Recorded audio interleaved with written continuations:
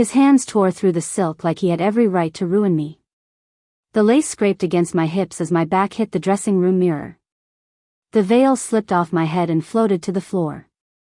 I was not wearing underwear.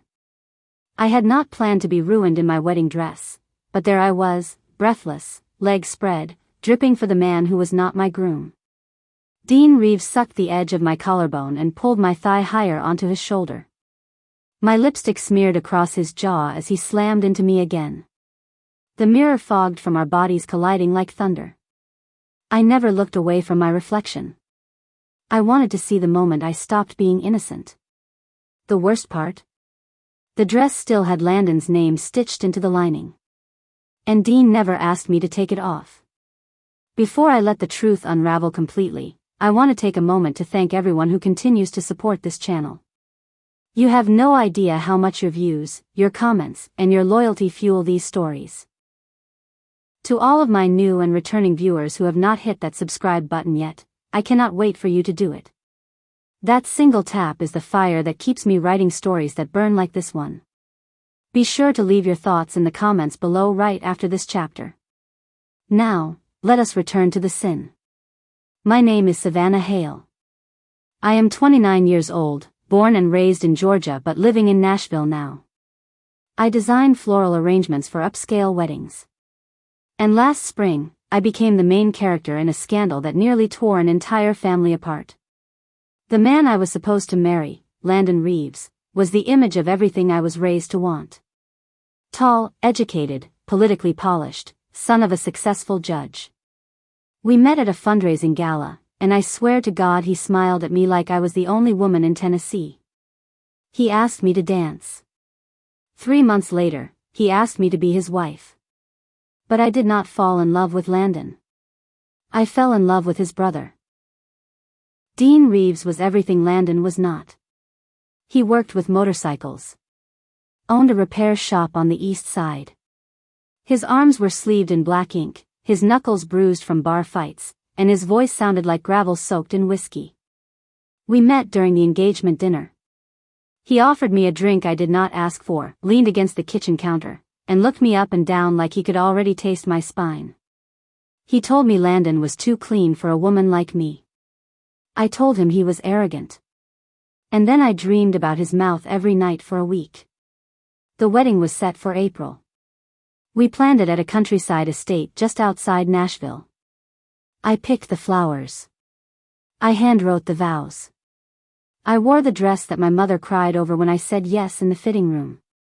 But the night before the wedding, I could not sleep. I wandered the hallways barefoot, heart pounding like a trapped bird. And I found Dean on the back porch, smoking a cigarette and drinking straight from a bottle of bourbon.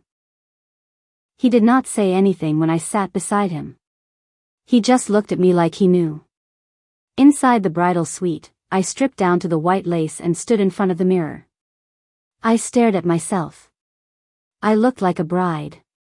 But I did not feel like one. Dean knocked once. He did not wait for me to answer. He came in. He saw me. And I let him. He walked up behind me. Pressed his hand against the small of my back. I could see us both in the mirror, me in white, him in black. He slid his fingers under the hem and dragged the fabric up. When he kissed me, it was not romantic. It was rage. Regret. Lust. He bent me over the vanity and said nothing. Neither did I. When he entered me, I almost cried.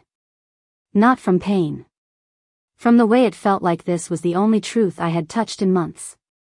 He moved slowly at first. Like he wanted it to last.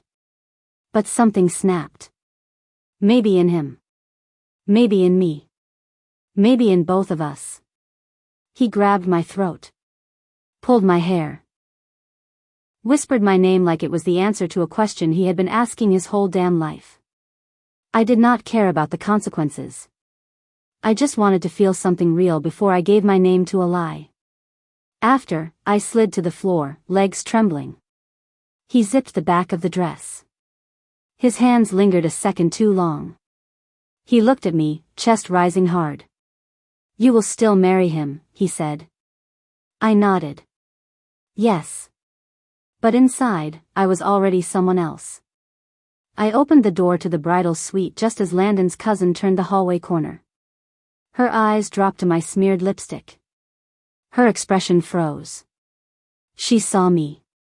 Saw us. She said nothing. But the secret had already begun to rot. The morning I walked down the aisle, I was wearing a lie bigger than the dress itself. Everyone thought I looked like a dream, hair curled, skin glowing, veil tucked just right beneath a diamond-studded comb. But I felt sick. Not from nerves. Not even from guilt. What I felt was a dangerous kind of stillness. Like I was holding my breath through someone else's life. Dean was at the altar too, just a few feet away from his older brother. He stood as Landon's best man, dressed in the same tuxedo, same smile. But his eyes were screaming. He looked right at me as I walked toward them. He looked at me like I was still bent over the vanity. It had only been 6 hours since I came on his mouth in a wedding suite meant for bridal portraits. 6 hours since I let him fill me so deep I forgot who I was supposed to be marrying. And now here I was, carrying a bouquet, walking toward a man who had no idea what had been inside me before he put a ring on my finger. Landon reached for my hands, calm and golden, like a southern prince with a heart full of forever. I smiled. And I lied. The ceremony went by in a blur. I could barely hear the words. I just kept thinking about the sweat dripping down Dean's chest. The way he had gripped my hips. The way he refused to kiss me after. I had tasted sin. And now the wine on my lips just felt cheap. We said our vows. Took our pictures. Toasted to forever. And then it began to crack. The first real moment came during the reception, just after the first dance. Landon was pulled aside for a phone call from a client. I slipped off to the bar to catch my breath, but Dean was already there. He slid me a glass of whiskey. I did not ask for it. We did not say a word. Not for a full minute. Then he leaned in close, low enough that only I could hear him over the music. You looked more honest with your legs open. My whole body went cold. I wanted to slap him. I also wanted to kiss him. I turned to walk away, but his hand brushed my lower back, right where the zipper began. I shivered. He whispered one more thing before letting me go. You said yes to him. But you screamed for me. The rest of the night felt like drowning. People laughed and danced around us, but I kept catching glimpses of Dean. He was always there. A shadow with too much truth in his stare. Then, just before the cake cutting, Landon pulled me aside. He said we needed to talk. I followed him to the back of the venue, out into the garden. He looked serious. Pale. I thought he had found out. But what he confessed shattered something deeper. He told me he had slept with someone else 3 weeks before the wedding. Said it meant nothing. Said it was a mistake. A moment of panic. He had been drunk and scared of commitment. He swore he wanted a clean slate.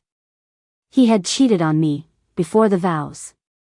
And yet, somehow, all I felt was relief. Because now, I was not the only one. I did not cry. I just nodded. I asked him if it was anyone I knew. He paused. Then said, not exactly. I swallowed it. Forced a smile. Walked back inside and fed him a bite of cake like we were not both liars in custom tailoring. That night, when we arrived at the honeymoon suite, I told him I felt sick. He respected that. Said we could just sleep. I pretended to drift off beside him, heart pounding, staring at the ceiling while his breathing slowed. At 2:13 a.m., I slipped out of bed, wrapped a robe over my nightgown, and walked barefoot to the east wing of the estate where the groomsmen were sleeping. Dean's door was cracked. I pushed it open. He was awake. Shirtless. Sitting on the edge of the bed like he had been waiting for me. He did not say anything. Neither did I. I let the robe fall. He stood. And I walked straight into the heat I had missed all day. He picked me up like I weighed nothing and threw me onto the mattress. This time it was not slow. This time it was punishment. I clawed at his back while he bit my shoulder. He flipped me over and pressed my face into the pillow, thrusting hard enough to knock the breath out of my lungs. He pulled my hair and growled against my ear. This is what you wanted. Not him. Me. And he was right. When he finished, I rolled onto my back, staring at the ceiling again. But with a new truth bleeding between my legs. He kissed the inside of my knee and rested his head on my stomach. Neither of us said anything. But the silence was not peaceful. It was war. The next morning, I woke up alone in his bed. There was a note on the pillow. You were never his. You just wore his name. I tucked the note into my bra and walked back to my honeymoon suite. Landon was gone. A knock came at the door 30 minutes later. It was Dean. But this time, he was not alone. Behind him stood a woman I had never seen before. And she was holding a child. A little boy. With Landon's eyes. I froze in the doorway. Dean stood there, silent, guarded, unreadable. The woman behind him had a small boy on her hip. The child had messy blonde curls, big hazel eyes, and a jawline too sharp for his age. But I knew those eyes. I had memorized them on Landon's face. I had seen them narrow when he was calculating. Sparkle when he was winning. Go glassy when he was lying. The boy's eyes were Landon's eyes. And now they were staring right into mine. Dean cleared his throat, but he was looking at the floor like he could not bring himself to meet my gaze. This is Ivy, he said, nodding toward the woman. And this is Elijah. Landon's son. My knees buckled. I had to grab the back of the vanity chair to keep from collapsing. Landon had a child. A son. And I had just married him. Ivy's expression was stiff. Her skin was pale, her mascara smudged. She looked like someone who had been holding on to secrets too long and finally snapped beneath the weight. I came here today because I am done being silent, she said. He promised he would support Elijah. He promised he would be in his life. But he disappeared the second you said yes. I looked at Dean. He looked broken. Not shocked. Not surprised. Just shattered. And that scared me more than anything, because it meant he already knew. Dean had known about the child. He had known his brother was hiding a life from me. And still, he let me marry him. Still, he let me wear that white dress and walk down the aisle while the whole foundation of our lives was already rotting beneath us. The silence grew sharp between us. Ivy shifted the boy on her hip. He was playing with her necklace, oblivious to the storm. He is 4, she added. And yes. The timeline fits. I started laughing. It came out hollow, humorless. Like someone crying through their throat. I looked at Dean, fury igniting behind my ribs. You let me fuck you in my wedding dress while knowing your brother has a child hidden across town? His jaw flexed, but he said nothing. So I snapped. I slapped him, open palm, straight across the face. His head jerked, but he did not flinch. I turned to Ivy. Leave. I need time. She looked at Dean, then at me. Her gaze softened. There was no judgment in it. Only exhaustion. She left without another word. Dean closed the door behind her. And then we were alone again. But nothing about it felt intimate anymore. What the fuck is wrong with you? I asked, stepping closer. You let me marry a man who cheated, who lied, who has a damn child, and you never said a word. Dean's voice was low. I did it for you. No, Dean. You did it because you are just as fucking twisted as he is. He stepped forward, too. He is my brother. And I was your addiction. He looked like he was going to say something, maybe apologize, maybe confess, but I raised a hand to stop him. Do not. Do not say you did this for me. You watched me fall apart and then fucked me in the cracks. That is not love. That is control. Dean's eyes finally filled with something, shame, maybe. Or maybe it was just the truth finally pushing to the surface. You do not understand, he whispered. Landon, he always wins. He always gets everything first. The girls. The praise. The legacy. I was the mistake. The backup. The shadow. I swallowed. So what was I? Your revenge? He did not answer. And that was the answer. I left the suite and walked down the hall, barefoot, veil still tangled in my hair. I did not stop to explain myself to anyone. I did not care what the guests saw. The marriage had already died inside me. By the time I reached the car, my mother was running after me in a panic. I handed her the ring and told her to give it back to Landon. She begged me to stay. I kissed her cheek and said, "The bride is gone. You are looking at a woman now." I spent the next 3 weeks in a cheap motel on the east side of town, far from the flowers and gowns and speeches. No Dean. No Landon. Just silence and my reflection. And the dress, still hanging in the back of my car like a ghost. Eventually, I called Ivy. We had coffee at a quiet shop near the city line. She told me everything. How Landon had met her at a conference, how they had a whirlwind affair while he was still dating me, how she had gotten pregnant and begged him not to disappear. He promised support, not love. But he never followed through. And when he found out I was about to find out, he panicked. She showed up to the wedding out of desperation, not to ruin me, but to warn me. I thanked her. I told her I would help support Elijah however I could.